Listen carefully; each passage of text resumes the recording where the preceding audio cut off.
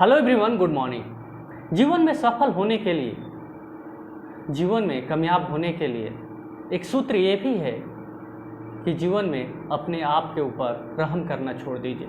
कोई भी इंसान को ले लीजिए, जिन्होंने जीवन में बहुत बड़ा सफलता हासिल किया है, वो अपने ऊपर कभी रहम नहीं करता। कोई भी खिलाड़ी को देख लीजिए, जिन्होंने अपने ऊपर रहम किया है, वो कभी आगे नहीं बढ़ पाया।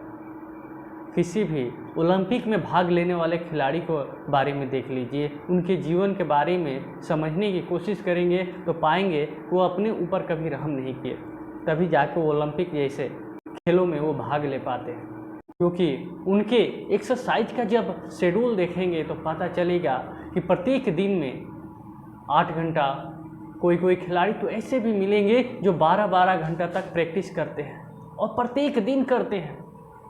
जीवन में कभी छुट्टी नहीं मिलता है। ओलंपिक कितने दिनों में होता है? तो 4 साल में एक बार होता है।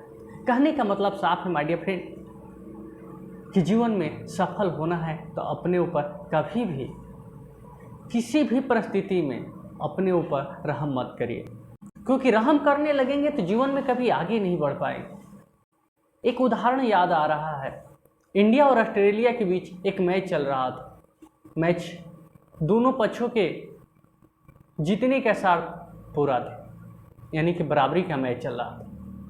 वो मैच इंडिया जीती, लेकिन उस जीत में श्रेय एक खिलाड़ी का जाता है, वो थे चेतेश्वर पुजारा जी, क्योंकि वो जीत में एक बहुत महत्वपूर्ण भूमिका निभाए थे।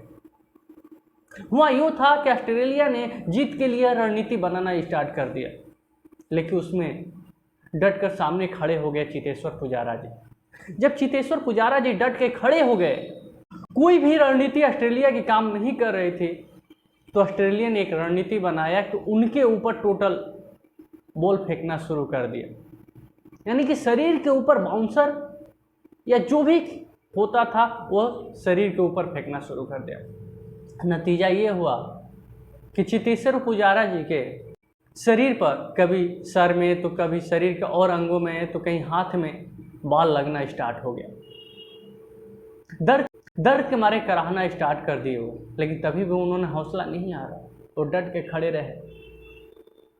और इतना डट के खड़े रहे कि आज भी कोई खिलाड़ी चोट लगने के बाद भी खेलता है तो वो उदाहरण के तौर पर चेतेश्वर पुजारा जी का, अगर वो डर के आगे घुटने टेक कर अपना विकेट फेंक कर चले गए होते तो ऑस्ट्रेलिया वो मैच जीत भी जाती, लेकिन कभी भी चेतेश्वर पुजारा जी को याद नहीं किया जाता। इसलिए उन्होंने दर्द को आगे घुटने टेके नहीं, बल्कि उस दर्द में भी सहकर उन्होंने डट कर उस मुकाबला किया। जीवन में कभी भी अपने ऊपर जब डटेंगे तभी जाके जीवन में सफल होंगे। इसलिए कभी भी जीवन में रहम मत करिए, क्योंकि रहम करने लगेंगे तो जीवन में कभी आगे नहीं बढ़ पाएंगे। इसलिए जीवन में सफल होने का एक ये मंत्र है कि डटे रहिए, अपने ऊपर रहम मत करिए। एक बच्चा जब पढ़ाई करता है तो 6 घंटे पढ़ाई करता है तो सोचता है कि मैं बहुत ज़्यादा पढ़ाई कर लिया, लेकिन जिस दिन रहम कर लेता है और 6 घंटे को ही ज़्यादा समझने लगता है तो जीवन में वो आगे नहीं बढ़ सकता। अगर वो 6 घंटा करता है तो उसको 8 घंटा पढ़ना चाहिए, 8 घंटा पढ़ता है तो उसको 10 घंटा पढ़ना चाहिए, तब जाके वो जीवन में बहुत ज़्यादा आगे बढ़ पाएगा।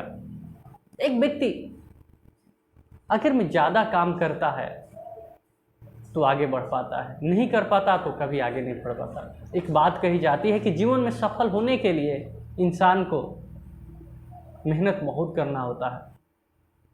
जैसे उदाहरण के तौर पर अगर मैं देखे तो एक व्यक्ति अगर मैं पूरे दिन में सिर्फ 8 घंटे काम करता है, यानी कि हफ्ते में, अगर हम हफ्ते में कैलकुलेशन कर ले, अगर हम हफ्ते में 40 घंटे वो कार्य करता है तो जीवन में वो कभी अपने सपनों को पूरा नहीं कर सकता, वो सिर्फ अपनी ज़रूरतें पूरा कर सकता है। लेकिन जो व्यक्ति हफ्ते के 40 घंटे से ज़्यादा काम करना स्टार्ट कर देता है तो जीवन में आगे बढ़ता है, वो जीवन में जो चाहिए वो करना स्टार्ट कर देता है, वो सपनों के लिए काम करता है।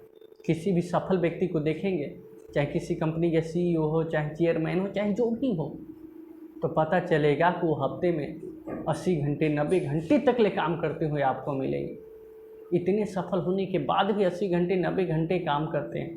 तो एक आम इंसान अगर मैं चाहे कि मैं सफल होना चाहता हूँ तो उसको मेहनत तो करना होगा, अपने ऊपर रहम नहीं करने की ज़रूरत है, उसको मेहनत करने की ज़रूरत है, तब जाके वो सफल हो सकता है, तब जाके उसको जो चाहिए तब मिलने वाला है, तब जाके वो जीवन में जो कामयाबी की वो आस करता है, कामयाबी के लिए संघर्ष करता है, जो उसने गोल बनाया है वो गोल मिल सकता है, वो गोल हासिल कर सकता है।